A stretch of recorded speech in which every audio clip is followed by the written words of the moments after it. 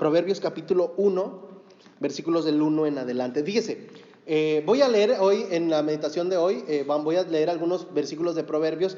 Si usted quiere escucharlos, puede escucharlos. Si quiere buscarlos con su Biblia también está bien, pero si no quiere buscar y quiere escucharlos, también yo los voy a estar leyendo para que usted pueda quizá concentrarse más en lo que vamos a decir en esta mañana. Proverbios 1:1 dice: estos son los proverbios de Salomón, hijo de David, rey de Israel.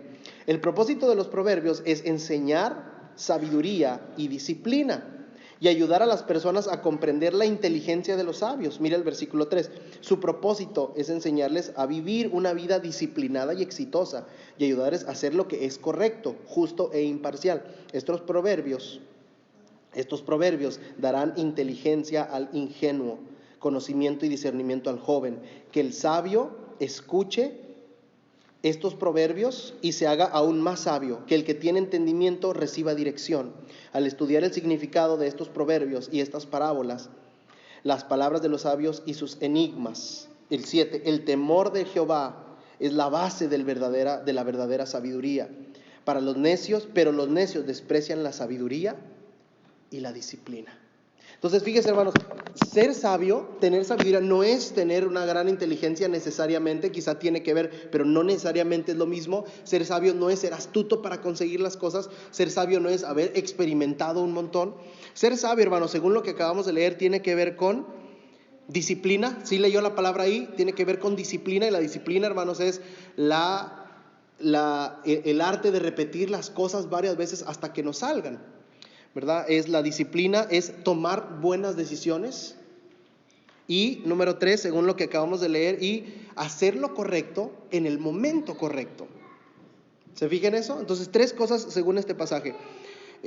Una vida de disciplina, tomar decisiones buenas, y 3, hacer lo correcto en el momento correcto. Fíjese, 3 cosas que son lo opuesto a estas 3 cosas. El querer que nos vaya bien sin intentar varias veces, el querer que nos vaya bien fácilmente, el no querer insistir en las cosas, el no querer ser disciplinados para hacer las cosas. Número 2 dice tomar decisiones sabias, pero fíjese, tomar decisiones sabias, porque podemos decir, bueno, yo soy, como decimos en México, yo soy aventado, ¿verdad? Yo hago las cosas. Pero que yo tome decisiones no quiere decir que son decisiones sabias. Entonces la sabiduría tiene que ver no solamente con ser aventado, no solamente con ser echado para adelante y decir, no, yo lo voy a hacer, sino hacerlo bien. Y número 3, hacer lo correcto en el momento correcto, ¿verdad? Entonces podemos decir, no, yo puedo decir las cosas o yo puedo hacer las cosas, pero el punto no es hacer las cosas o decir las cosas, es hacer y decir las cosas correctas. ¿Cuándo? En el momento correcto. Ese es el punto de lo que habla aquí Proverbios. Entonces, podemos ver lo opuesto a esto: malas decisiones, falta de sabiduría, falta de disciplina, decir cosas de manera imprudente, hacer cosas de manera imprudente todo el tiempo. Y yo estoy seguro que usted y yo constantemente estamos buscando la sabiduría en nuestra vida, la disciplina, hacer las cosas correctas en el momento correcto, tener una vida disciplinada, de constancia, tomar buenas decisiones. Y la pregunta es, ¿cómo, hermanos? ¿Cómo hacemos esto? Yo estoy seguro que tú quieres convertirte en una persona de disciplina y sobre todo en una persona de sabiduría.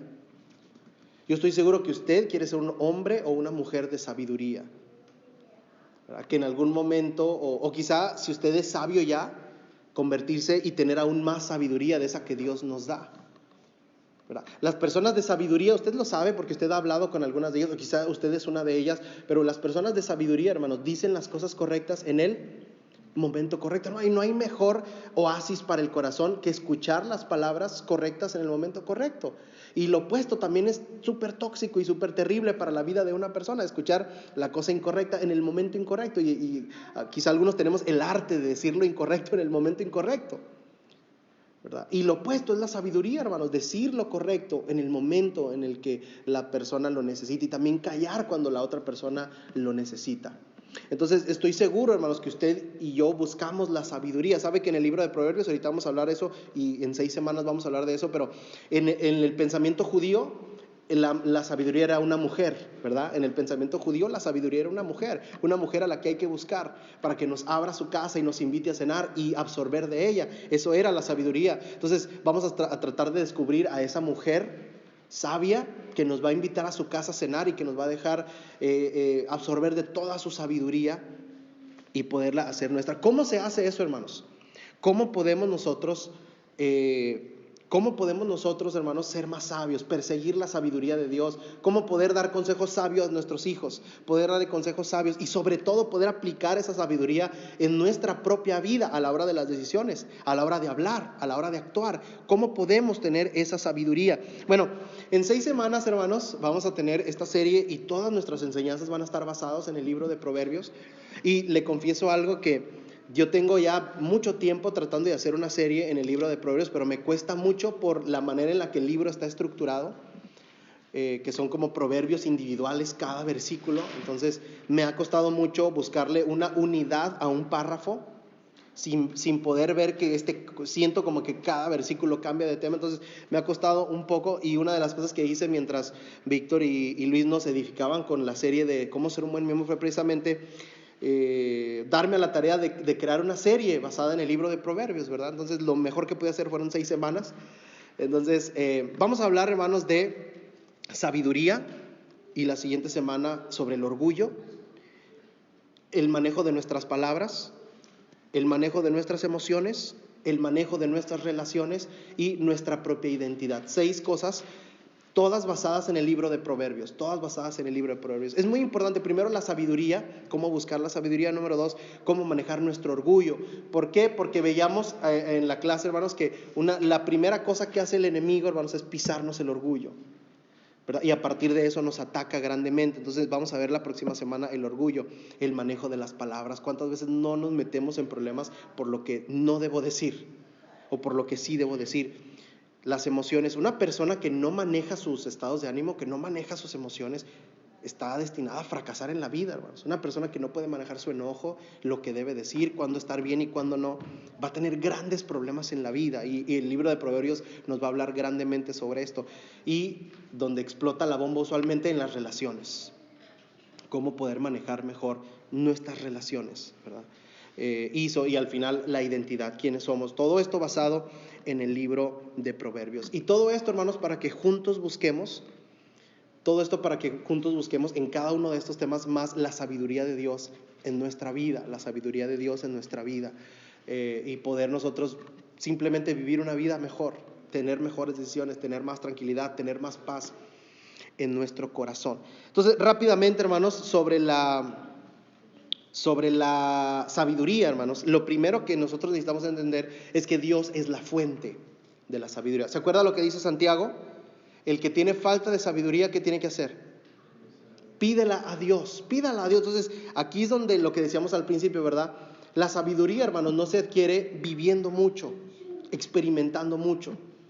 De nuevo, confundimos grandemente en nuestro mundo una persona experimentada y una persona sabia. Y hay 2 formas, hermanos, de pedirle a Dios, ¿verdad? El que tenga falta de sabiduría, pídala a Dios, y recordar que Dios es la fuente de la sabiduría. Este es un principio quizá muy sencillo y muy básico, pero que nos sirve como recordatorio. Dios es la fuente de la sabiduría a través de 2 cosas. A través de su palabra, y número 2, a través de su palabra viva, a través de la palabra escrita y a través de la palabra viva. La palabra escrita es la Biblia, ¿verdad? Ahorita Anita nos decía en la clase que tenía un devocional con su familia, ¿verdad? En su casa, y que estaban leyendo el libro de Proverbios precisamente, ¿verdad? Y eso, hermanos, el estar expuestos a la palabra, hermanos, es precisamente buscar la sabiduría de Dios. El practicar, hermanos, no como decía una hermana allá en México, que decía, hermano, cuando me da mucho sueño me pongo a leer la Biblia y rápido me quedo dormida. No, ¿verdad? Sino leer la Biblia, hermanos, y decir, voy a leer y voy a meditar en ella. No voy a leer así como que Adán engendró a no sé quién y Jacob engendró a Isaac, Isaac a Jacob. No, ¿verdad? No leerla así, sino leer detenidamente y poder meditar en la palabra, hermanos, y poder dejar que la palabra. Yo le recomiendo que usted busque una versión de la Biblia que sea más fácil para usted entender, ¿verdad? Que sea más fácil. Si usted tiene una versión de la Biblia que usted lee y dice, no entiendo todas las palabras, que busque una Biblia. No, aquí en la congregación, hermanos, no estamos casados con ninguna versión de la Biblia. Usted sabe, siempre en nuestros estudios, siempre hay varias versiones de la Biblia. Y lo importante, hermanos, es que tengamos una versión con la cual nos sintamos cómodos, que podamos entender el mensaje y poder de verdad estudiar de la palabra. Pasar tiempo en la palabra, hermanos, es bien importante. Pasar tiempo en la palabra, pasar tiempo en un versículo al día, hermanos. Leer lo que se llama lectio divina, ¿verdad? Algunas personas lo llaman así, que es leer un versículo y meditar en él, hermanos. Una vez al día, 1 minuto, 2 minutos tomarlo, meditar en él y ver cómo Dios me habla a través de ese pasaje. Eso es buscar la sabiduría. Y a través de la palabra viva. ¿Quién es la palabra viva? Jesús. Entonces, al parecernos más a Jesús, también, hermanos, nos hacemos más sabios. Entonces, número 1, Dios es la fuente. Número 2, el principio de la sabiduría, ¿cuál es, hermanos? Según Proverbios, 1:7, Proverbios 1:7. ¿Cuál es el principio de la sabiduría? El temor a Jehová. Entonces, permítame explicarle esto, ¿sí? El principio de la sabiduría es el temor a Jehová. ¿Qué es tenerle temor a Jehová, hermanos? ¿Qué es tenerle? Permítame reflexionar en esto y que reflexionemos juntos. ¿Qué significa el principio de la sabiduría? Y déjeme desglosarle esta frase. En el hebreo, hermanos, la palabra principio, la mejor traducción sería el fundamento de la sabiduría. Es el temor de Jehová. ¿Se acuerdan cuando estudiábamos el libro de Esdras, hermanos, el miércoles? ¿Qué dijimos sobre el fundamento, sobre los cimientos, que era lo más importante? ¿Se acuerda usted? Decíamos que podemos tener una casa hermosa, con muchos detalles muy bonitos, pero si el fundamento está mal puesto, y bueno, aquí hay varios que pueden saber muchísimo más de eso que yo, pero sabemos nosotros, hermanos, que si el fundamento está mal, todo se puede caer, por muy bonito que esté lo de arriba, ¿sí o no? Si el fundamento está mal, todo lo de arriba se puede caer, ¿verdad? Y la Biblia, hermanos, nosotros nos da la oportunidad, porque una persona dice, es que yo modelo y pinto arriba y reconstruyo lo de arriba, pero siento que nada cambia. Y es que el trabajo más fuerte y más doloroso quizá, hermanos, es poder derribar todo y sacar los cimientos y poner nuevos. Eso es un trabajo muy fuerte, muy cansado, muy pesado, ¿verdad? Y la buena noticia, hermanos, es que Dios nos da la oportunidad, hermanos, de que cambiemos ese cimiento, porque por más que yo quiera cambiar, y usted dice, pero ¿por qué vuelvo a lo mismo? ¿Y por qué quiero cambiar? ¿Y por qué quiero cambiar? Es quizá porque el cimiento está mal puesto. Por eso dice el proverbio, el principio, el fundamento de la sabiduría es el temor a Jehová. Cuando hemos puesto un cimiento diferente, hermanos, muy probablemente todo se vaya a tambalear. Ahora, ese es el principio, el fundamento. Necesitamos nosotros tener un fundamento que es Cristo Jesús. Ahora, segundo, dice el temor. ¿Qué es tener temor, hermanos? ¿Qué entiende usted? ¿Qué viene a su mente cuando usted escucha esta frase? El principio de la sabiduría es el temor. Fear, dice, ¿verdad? En inglés. Miedo. ¿Debemos tenerle miedo a Dios, hermanos? ¿Debemos tenerle miedo a Dios? ¿Tenerle miedo a Jehová? Así como le tendríamos a un monstruo que se nos apareciera, a un fantasma. Bueno, yo no sé si usted le tiene miedo a esas cosas. Yo soy muy miedoso de eso. No me gustan las películas de terror por eso. Pero cuando era niño y era de esos niños que siempre tenían miedo de la oscuridad y todo eso. Y yo decía, ya quiero ser grande, porque yo veía a mis papás y decía, mis papás no le tienen miedo a la oscuridad. Y ahora, hermanos, que soy adulto, yo todavía le tengo miedo. Digo, yo creo que eso nunca se les va a quitar, ¿verdad? Pero así como tuviéramos miedo de un fantasma que se nos aparece, esa es la clase de miedo de la que habla Proverbios. Y luego escuchamos, no, es temor reverencial. Pero bueno, ¿qué quiere decir eso? Entonces, imagínese, hermano, que usted está un día en su cuarto, solo, por alguna razón usted está solo en su cuarto y va a orar. De esas noches que se siente espiritual y no se le olvida orar, dice, voy a orar hoy antes de dormirme. Y va a orar. Y cuando va a orar, se le aparece Dios. Y usted escucha una voz, así como de esas de las películas, ¿verdad? Y le dice su nombre, ¿verdad? Juan. Y escucha usted el nombre. Y le dice la voz, soy Dios. Y yo estoy seguro, hermanos, que por un lado, y usted se asegura que es Dios. Por un lado, claro, esto no le va a pasar, ¿verdad? Por lo menos no creo yo que le vaya a pasar esto, pero por un lado usted sentiría temor, ¿sí o no? Pero por otro lado sentiría gran emoción de que Dios le estuviera hablando, ¿cierto? Esa combinación, hermanos, precisamente es lo que forma el temor de Jehová. Es decir, es un gran temor, pero a la vez una gran alegría. ¿Se fija? ¿Por qué tengo un gran temor? ¿Porque Dios es un monstruo? No, hermanos, es un gran temor porque es Dios. Es tan grande Dios, es tan maravilloso que tengo que sentir temor. Pero a la vez es una gran alegría. Entonces, ese es el temor de Jehová, ¿verdad? El temor de Jehová, hermanos, es al final de cuentas una sumisión. Ese es el fundamento. Fíjese bien en esto, el temor de Jehová es una sumisión, el poder someterme a Dios y decirle: Dios, tú eres tan grande que yo me someto a ti. Tú eres tan grande y tan maravilloso que yo quiero rendir mi vida aquí. Hermano, pero aquí tenemos un gran problema, especialmente los latinos, porque, o todo el mundo quizá, pero tenemos grandes problemas con la autoridad. No me gusta que me digan lo que tengo que hacer. No me gusta que nadie me mande. A mí nadie me dice lo que debo hacer. Yo soy dueño de mi vida. A mí nadie me dice nada. Entonces, con todas estas políticas de vida, hermanos, que tenemos revolucionarias latinoamericanas en nuestro corazón, ¿cómo podemos rendir nuestra vida al Señor? Cuando nosotros navegamos con: a mí nadie me dice lo que tengo que hacer. Tú no me vas a venir a mí a decir lo que tengo que hacer. A mí nadie me manda. Yo soy libre, este es un país libre y soberano, yo hago lo que yo quiera. Cuando tenemos estas filosofías de vida, hermanos, que nadie nos puede decir nada, que somos ingobernables, ¿cómo nos puede gobernar Dios?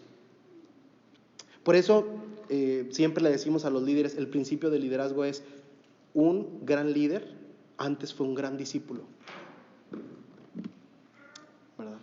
Un buen líder, hermanos, es un buen discípulo a la vez, es un buen seguidor también. Un mal seguidor usualmente es un mal líder.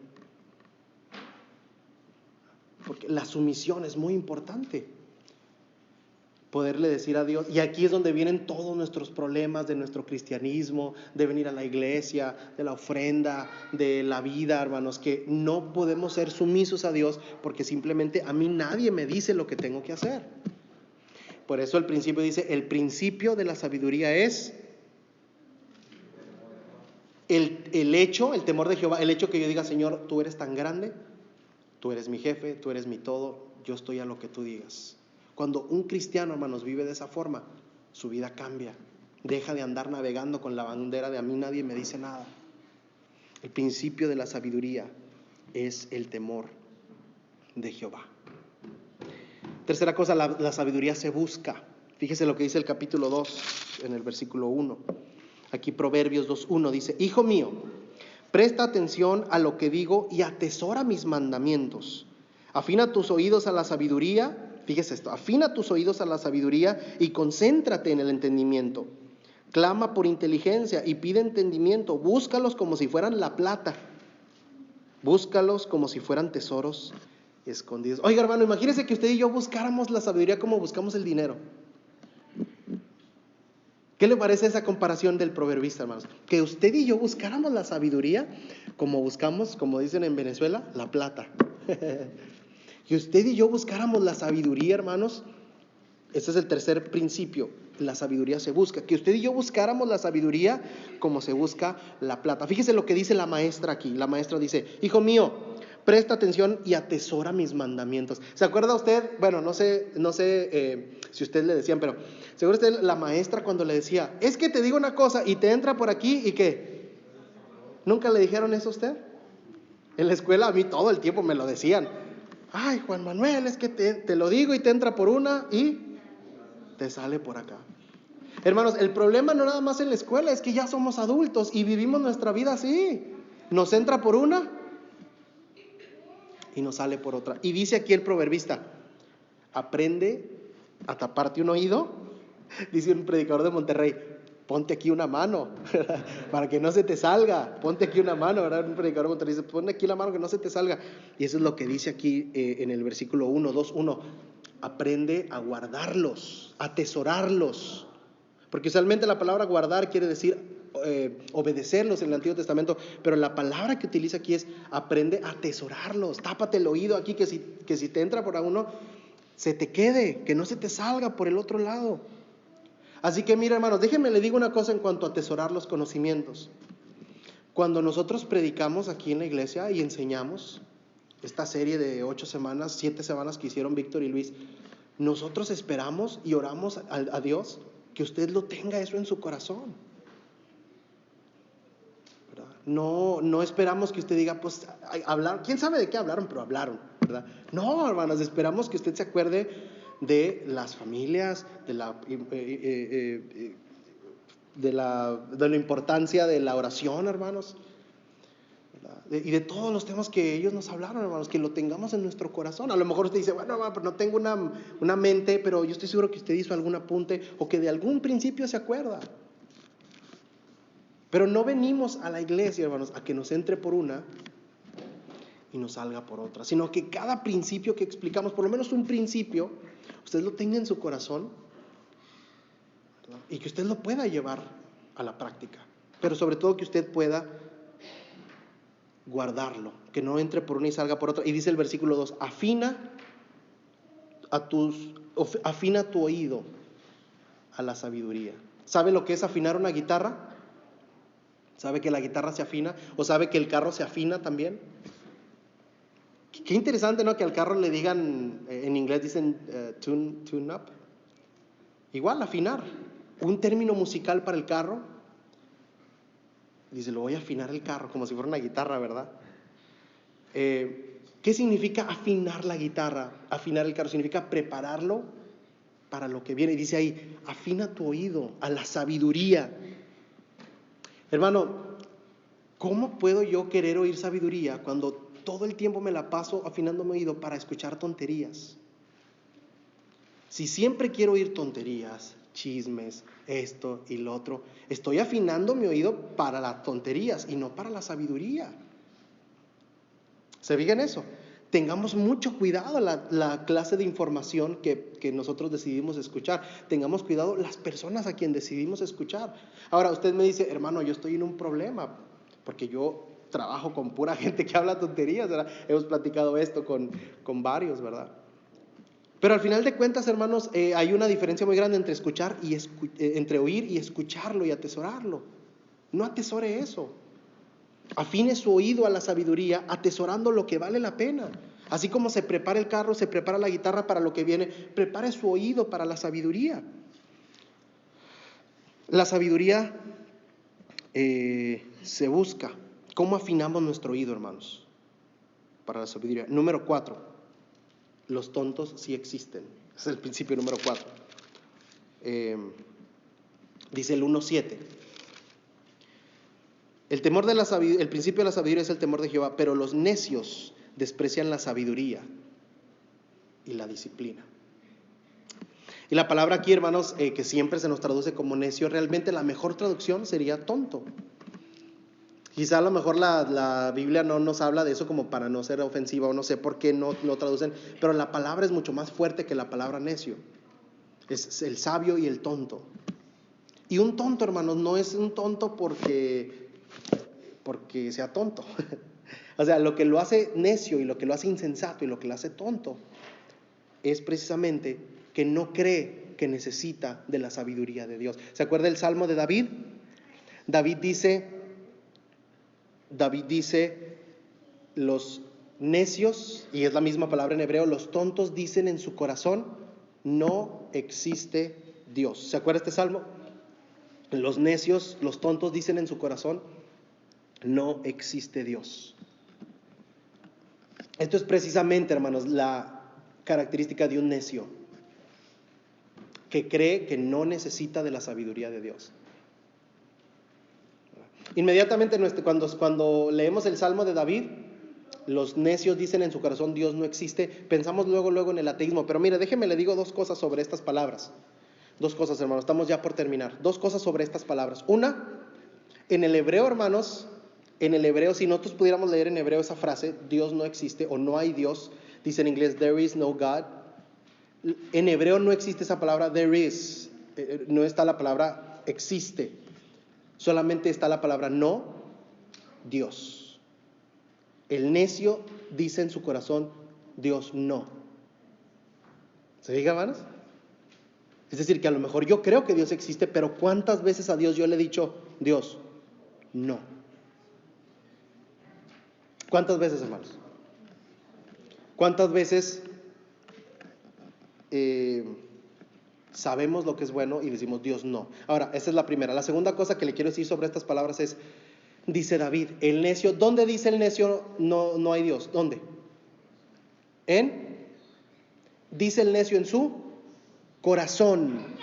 Esto quiere decir, hermanos, que el necio a veces dice sí hay Dios con su boca, pero en su corazón dice no. O sea, la gente puede decir sí, amo a Dios, respeto a Dios en su boca, pero no en su corazón,